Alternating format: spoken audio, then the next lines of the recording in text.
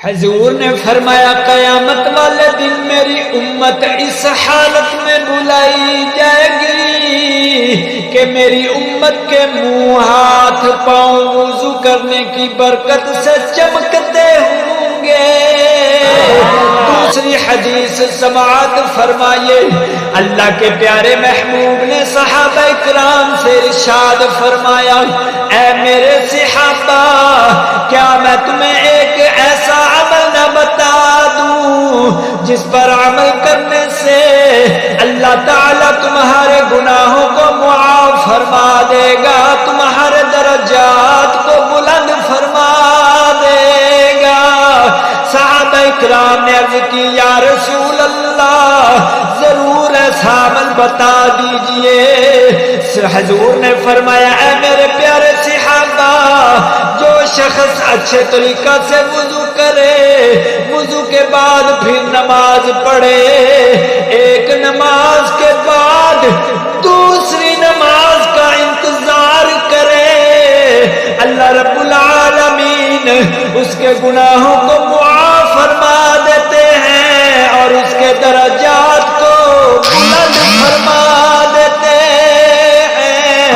تیسری حدیث سماعت فرمائیں، اللہ کے پیارے محبوب نے ارشاد فرمایا جب مومن بندہ جب وضو کرتا ہے تو کلی کرنے سے اس کے منہ کے گناہ نکل جاتے ہیں، جب ناک میں پانی ڈالتا ہے اس کے ناک کے گناہ نکل جاتے ہیں، جب وہ چہرہ دھوتا ہے اس کے چہرہ کے گناہ نکل جاتے ہیں، جب وہ ہاتھ دھوتا ہے ہاتھوں کے گناہ نکل جاتے ہیں، اور جب وہ سر کا مسح کرتا ہے اس کے سر کے گناہ نکل جاتے ہیں، جب وہ پاؤں دھوتا ہے اس کے پاؤں کے گناہ نکل جاتے ہیں۔ حضرت عمر بن خطاب رضی اللہ تعالیٰ عنہ ارشاد فرماتے ہیں، حضور پاک نے فرمایا جو شخص اچھے طریقہ سے وضو کرے، وضو کرنے کے بعد دوسرا کلمہ پڑھے، یعنی اشہد ان لا الہ الا اللہ وحدہ لا شریک لہ واشہد ان محمدا عبدہ ورسولہ، یہ کلمہ پڑھتا ہے اللہ رب العالمین اس کے لیے جنت کے 8 دروازے کھول دیتے ہیں اور ارشاد فرماتے ہیں اے میرے بندے یہ 8 دروازے تیرے لیے ہیں، جس دروازے سے تیرا دل چاہتا ہے جنت میں داخل ہو جا۔ آخری حدیث سماعت فرمانا، اللہ کرے آپ کو سمجھ آ جائے، میرے پیارے نبی نے حضرت بلال کو بلایا، فرمایا اے بلال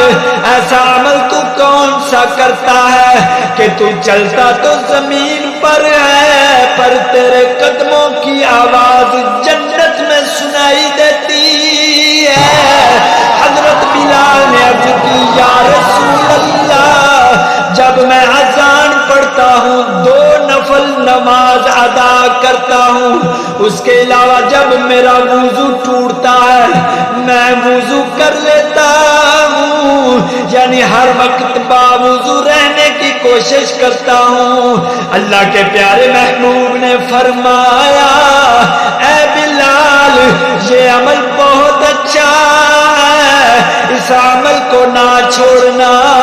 اس عمل کی برکت سے